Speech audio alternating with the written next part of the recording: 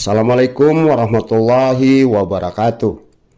Selamat berjumpa kembali bersama channel Mopi Film. Seperti biasa masih bersama saya Bang Jo. Kali ini saya akan menceritakan sebuah film yang berjudul Tankers 2018. Oke, yang belum subscribe channel Mopi Film silahkan di subscribe dulu. Yang sudah subscribe semoga diberikan kesehatan serta apa yang dicita-citakan semoga segera disemogakan. Amin ya robbal alamin. Film dimulai pada tahun 1942. Pasukan Soviet telah menolak musuh dari Moskow. Meskipun begitu, peperangan terus terjadi sehingga pasukan Soviet telah mengalami banyak kerugian personil dan material. Kemudian, Brigade Tank ke-15 menghadapi tank Panzer Nazi. Kru tank Soviet tersebut dipimpin oleh Kapten Semyon Konovalov. Kapten Semyon memanggil unit pasukan tank dan pimpinnya untuk segera mengepung lawan.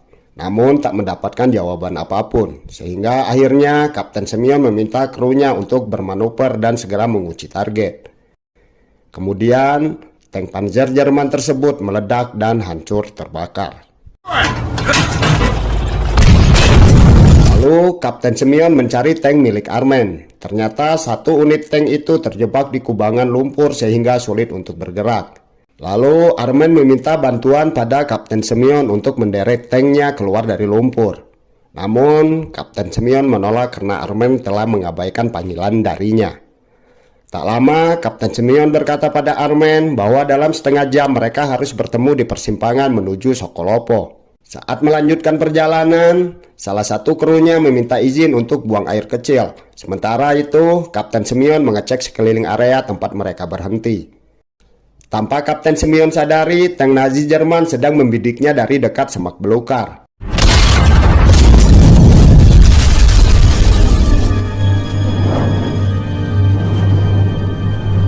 Beberapa saat kemudian, saat dokter sedang menjahit luka Kapten Semyon tiba-tiba terbangun sehingga dokter memberikan dosis bius tambahan. Pada malam harinya, Kapten Semyon terbangun, ia segera menghampiri anak buahnya yang masih terbaring.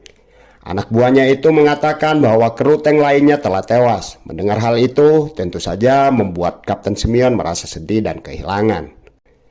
Keesokan harinya, para mekanik sedang berburu suku cadang untuk memperbaiki beberapa tank yang rusak.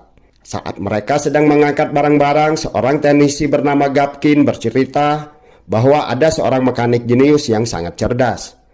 Mekanik itu bisa mendiagnosis mesin dengan mata tertutup. Namun, letnan muda meminta Gapkin untuk berhenti berbicara. Tak lama kemudian, seorang wanita menggunakan sepeda motor mengiringi kedatangan dua tank T-34 keluaran terbaru menuju markas Uni Soviet. Wanita itu bernama Pavla Chumak, seorang teknisi jenius yang dibicarakan oleh Gapkin tadi. Menurut Mayor Vladimir, Semyon telah melakukan kelalaian sehingga membuat semua krunya tewas. Namun, Komandan Batalion mengatakan bahwa Semyon adalah kapten yang luar biasa. Komandan Batalion juga mengatakan jika Semyon adalah ahli strategi yang memiliki peran penting dalam pertempuran yang sedang berlangsung. Semyon adalah kartu as dan dia sangat membutuhkan Semyon di pertempuran itu. Mayor Vladimir terus saja menjelekkan nama Semyon dan berkata jika ia dan Semyon telah kenal sejak di sekolah militer dulu. Semyon adalah pribadi yang nakal, egois, dan juga selalu mengambil keputusan sendiri. Tetapi, lagi-lagi Komandan Batalion mengatakan jika Semyon ada di bawah komkaurnya, sehingga dirinya lah yang dapat memutuskan untuk menghukum atau mengampuni Semyon. Lalu, Pavla Chumak dan Gapkin menghampiri mereka. Pavla mengatakan jika ia baru saja menyerahkan dua tank T-34 keluaran terbaru. Pavla juga mengatakan jika ia memiliki rencana untuk membuat stasiun perbaikan di sana. Kemudian seorang mekanik bernama Rykov mengatakan pada Pavla bahwa sangat sulit untuk mendapatkan suku cadang KP-1. Mendengar itu, Pavla memberikan tips pada Rykov. Pavla mengatakan jika Rykov harus mengambil unit sekunder autoclave dan atur businya, lalu meningkatkan tekanan hingga 70. Setelah mengatakan itu, Pavla pun pergi dari sana. Beberapa saat kemudian, seorang penembak senior bernama Gunner Sitov mendatangi markas Soviet. Ia segera menghampiri seorang pria bernama Bogdan Sienkiewicz. Bogdan sendiri adalah seorang pengemudi tank. Tak lama kemudian, Gapkin lalu menghampiri Sitov. Mereka dipersatukan menjadi kru di bawah komando Kapten Semyon Konovalov. Keesokan harinya, Kapten Semyon Konopalov tiba di markas besar Soviet. Ia segera menghampiri komandan batalion yang sedang berjalan bersama Mayor Vladimir. Di sisi lain, terlihat jika Papla sedang memperhatikan Kapten Semyon dengan serius. Dan tak lama, Kapten Semyon menyadari tatapan Papla, sehingga mereka berdua saling menatap satu sama lain selama beberapa detik. Selanjutnya, Kapten Semyon menghampiri kru barunya yang terdiri dari Bogdan Sienkiewicz, Gapkin, Rykov, dan juga Sitov. Kapten Semyon meminta para krunya untuk masuk ke dalam tank dalam waktu 6 detik. Kapten Semyon juga terus melatih mereka agar dapat memenuhi standar kinerja yang baik.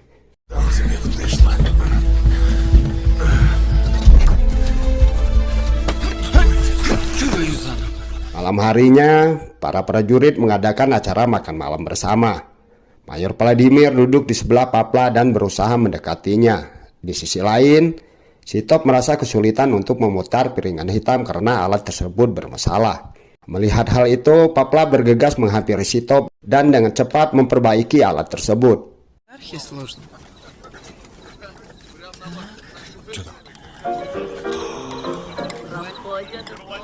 Setelah piringan hitam menyala, Mayor Vladimir langsung menghampiri Papla dan mengajaknya untuk berdansa. Namun, Papla menolaknya dengan berkata jika ia harus pergi dari sana dan akan kembali nanti. Lalu Papla menghampiri Kapten Semyon. Kapten Semyon tiba-tiba berkata padanya jika dia ingin mengalahkan Mayor Vladimir sejak di sekolah militer. Dengar perkataan Kapten Semyon, Papla langsung berkata jika ia ingin Kapten Semyon percaya padanya dan berhenti mencurigainya setiap kali ia berbicara dengan seorang pria. Setelah beberapa menit terjadi hening, Papla akhirnya mengatakan jika dia tidak dapat memperbaiki KP-1 milik Semyon karena suku cadang injektornya tak tersedia. Akhirnya Kapten Semyon pun memutuskan untuk mengambil injektor dari bangkai tank di area penyerangan. Setelah beberapa menit perjalanan, Kapten Semyon, Rykov, Sitov tiba di area penyerangan. Akan tetapi, tak lama kemudian mereka melihat ada beberapa tentara Nazi sedang berburu suku cadang. Tak menunggu lama, Kapten Semyon segera menangkap salah satu tentara Nazi untuk diinterogasi.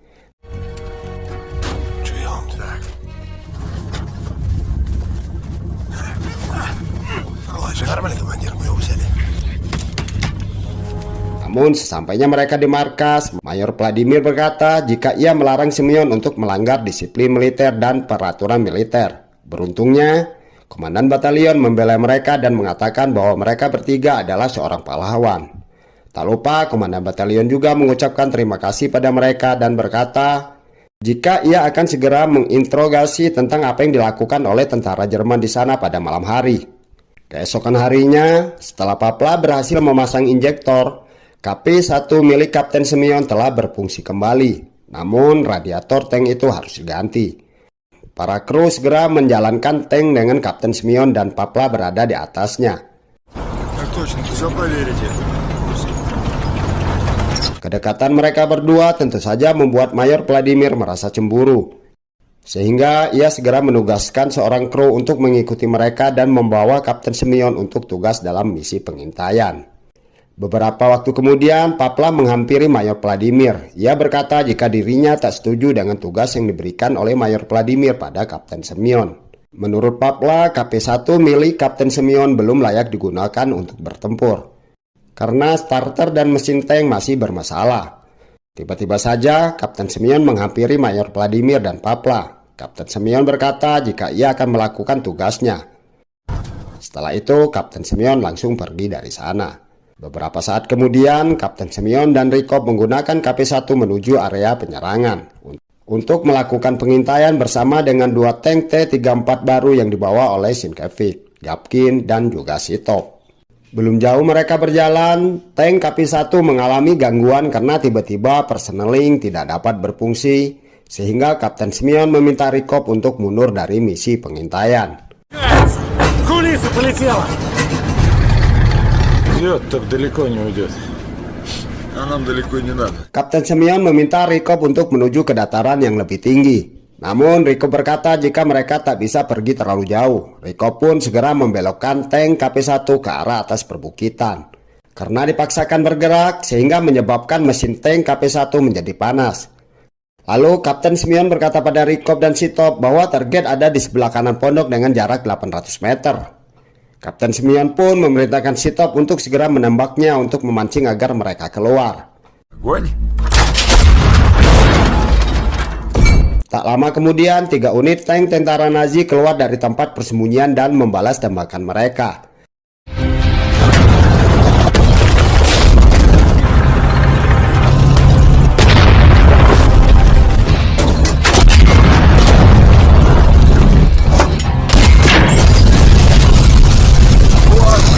Tembak-menembak pun terjadi, satu persatu tank tentara Nazi Jerman berhasil dihancurkan oleh mereka. Hingga saat tersisa 1 tank tentara Nazi, 3 tank tentara Soviet datang menghampiri mereka, sehingga tank Nazi Jerman berhasil dihabisi semua.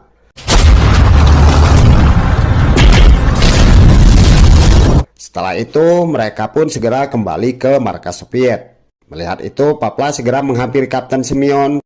Papla berkata jika ia akan memperbaiki tank KP-1 milik Semyon. Sementara itu, Mayor Vladimir yang melihat Papla dan Semyon sedang berbicara segera menghampiri mereka. Lalu Mayor Vladimir berkata jika Semyon telah melanggar perintahnya karena telah menyerang tentara Nazi. Sementara ia hanya meminta Semyon dan krunya hanya untuk melakukan pengintaian saja. Karena kesal terus saja disalahkan, Kapten Semyon langsung saja memukul kepala Mayor Vladimir. Tentu saja hal tersebut menarik perhatian semua yang ada di sana. Mayor Vladimir yang tak terima langsung membalas pukulan Semyon, sehingga akhirnya mereka berkelahi dengan disaksikan oleh seluruh prajurit yang ada di markas Soviet.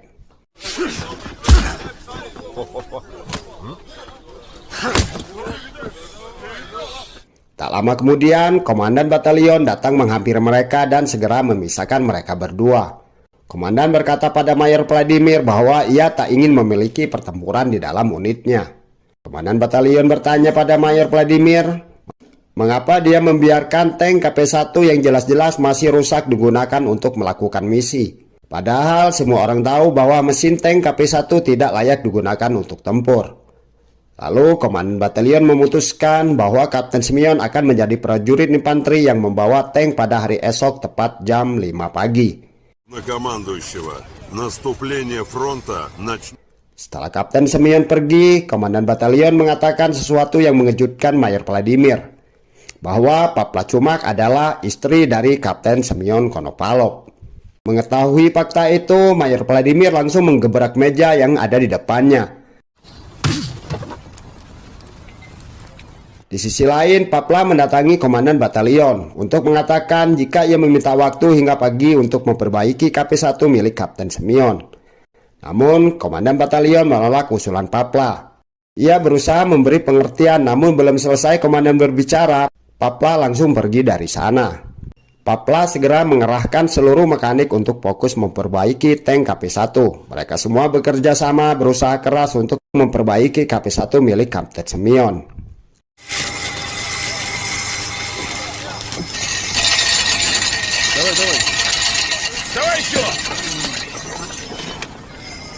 Hingga keesokan harinya, namun KP-1 belum juga selesai. Beberapa saat kemudian, Papla meminta Rikop untuk menyalakan mesin tanknya. Namun setelah dicoba, ternyata tanknya tak mau menyala. Papla meminta Rikop untuk berusaha mencobanya lagi. Di sisi lain, Mayor Vladimir menghampiri Kapten Simeon. Mayor berkata, jika dari awal ia tahu bahwa Papla adalah istri Kapten Simeon, maka ia tak akan pernah berusaha mendekati Papla. Sementara itu, para mekanik yang berusaha memperbaiki KP-1 satu persatu pergi dari sana meninggalkan Papla. Kapten Simeon menghampiri istrinya, ia mengucapkan terima kasih pada Papla karena telah berusaha keras memperbaiki KP-1. Namun, ia harus pergi menjadi prajurit infanteri. Papla langsung memeluk Kapten Simeon. Dengan berat hati, Papla membiarkan suaminya pergi tanpa menggunakan tank KP-1. Papla menangisi kebodohannya karena gagal memperbaiki tank KP-1 milik Kapten Simeon. Basik yang melihat itu bergegas menghampiri Papla dan berkata jika menurut salah satu tentara Nazi yang tertangkap bahwa ada KP-1 di dekat Terokopo. Tentara Nazi berkata bahwa mereka tidak memiliki tank yang berat sama sekali. Jadi mereka menarik KP-1 ke sana. KP-1 itu tetap beroperasi di tempat tersembunyi, namun tidak memiliki relay TP24F. Mendengar perkataan Basic, Papla langsung mengatakan jika ia tahu di mana tempat ia bisa mendapatkan relay sambil tersenyum. Di sisi lain, para prajurit Soviet telah tiba di area pertempuran. Keadaan di sana sangat kacau, bom dan tembakan terjadi di mana-mana. Banyak prajurit Soviet dan tentara Nazi yang tumbang.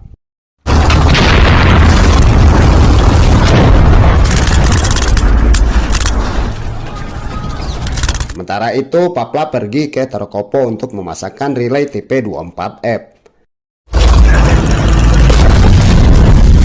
Di sisi lain, setelah melempar bom ke tank tentara Nazi, seorang berkata padanya bahwa ia diminta oleh Papla mengatakan jika ada tank di persimpangan Terkopo. Kapten Simeon pun segera pergi dari sana untuk mencari Rykov. Setelah bertemu, Kapten segera memberitahukan pada Rykov. Lalu Kapten Simeon pun pergi bersama Gapkin dan Sienkiewicz. Sampainya di sana, Kapten Simeon dan Papla kembali berpelukan. Lalu Papla berkata jika ia telah memperbaiki tank KP-1 untuk Kapten Simeon. Setelah itu mereka semua menaiki tank dan segera pergi dari sana menuju area pertempuran. Setelah keluar dari hutan, Kapten Simeon dan krunya berusaha menembak target pertama mereka hingga hancur lebur karena ledakan. Setelah itu, Kapten Simeon mengamati keadaan sekitar menggunakan teropong. Ia menemukan beberapa tank Panzer Nazi Jerman mendekat ke arah mereka. Kemudian mereka berusaha menghubungi tank Mayor Vladimir. Namun sayangnya radio komunikasi tank itu tidak berfungsi, sehingga mau tak mau mereka harus melawan beberapa tank Panzer Nazi Jerman sendirian. Mereka pun bersiap untuk melakukan penyerangan dengan mengambil posisi di dekat pepohonan untuk menyamarkan keberadaan tank mereka. Setelah Kapten Simeon melihat beberapa tank Panzer Nazi telah berada di dekat mereka, ia pun segera memerintahkan untuk segera menembaknya. Mereka bergerak cepat sebelum posisi mereka diketahui oleh tentara Jerman.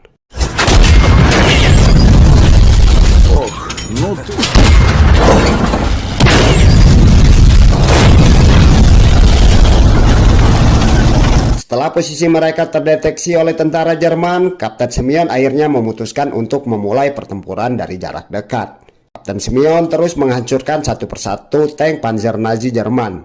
Di tengah perjalanan, tiba-tiba saja tank mereka terhambat oleh sesuatu, sehingga mereka tak dapat bergerak. Sienkiewicz memutuskan untuk keluar lewat bawah untuk menyingkirkan kayu. Ia juga meminta palu pada Gapkin. Di saat bersamaan, tentara Nazi menyiapkan senjata anti-tank untuk menghancurkan tank mereka. Sehingga Papla mengambil alih kemudi untuk menghindari senjata itu. Sementara Sienkiewicz bergelantungan di bawah tank.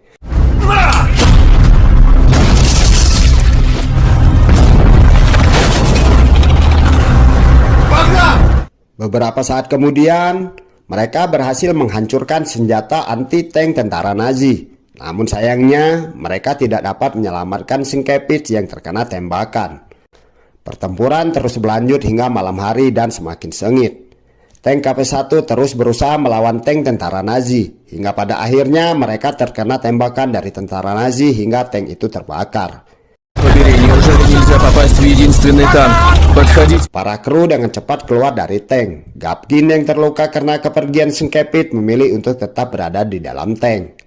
Saat Papla berusaha mengajak Gapkin keluar, tiba-tiba tank mereka kembali mendapatkan tembakan dari tentara Nazi, sehingga menyebabkan Gapkin gugur, sementara Papla sendiri terluka.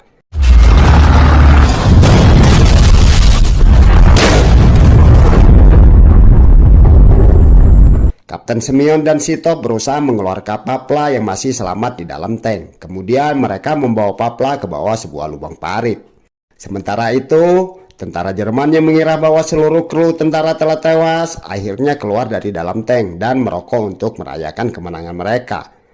Melihat tentara Jerman sedang lengah, Kapten Simeon dan Sitov pun langsung saja menembak mereka semua hingga tewas. Keesokan harinya, setelah pertempuran telah selesai, kru Mayor Vladimir tengah mengevakuasi para anggota yang gugur dan terluka. Tiba-tiba saja mereka dikagetkan dengan kedatangan tank tentara Jerman sehingga mereka dengan cepat bersiap untuk menyerang tank itu. Namun tiba-tiba tank itu terbuka dan muncullah Kapten Simeon dan menghentikan mereka semua. Mayor Vladimir pun langsung memerintahkan mereka untuk menurunkan senjatanya.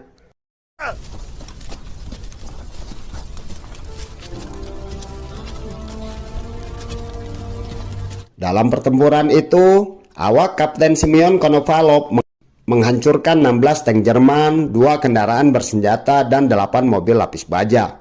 Lalu, film pun selesai.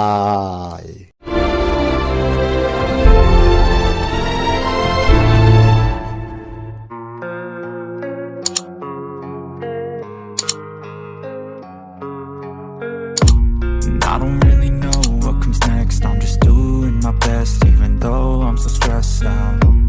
Everything just feels like a test that I fail, so depressed when I can't seem to get out. But something deep inside won't let me quit. I swear that I'm inspired by all these truths. Tell me that I can and I won't. That's what guides me the most. Your lies, I'll do what I want.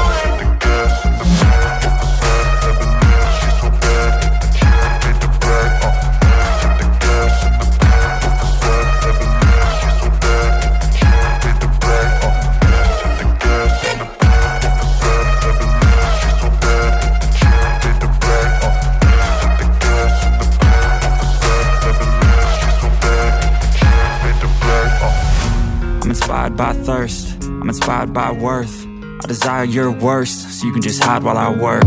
I ain't tired, you first. I'll write a second, third verse about the lies you go disperse. You never did shit, I know it hurts. But something deep inside won't let me quit. I swear that I'm inspired by all this truth. Tell me that I can and I won't. That's what guides me the most. Your lies, I'll do what I want.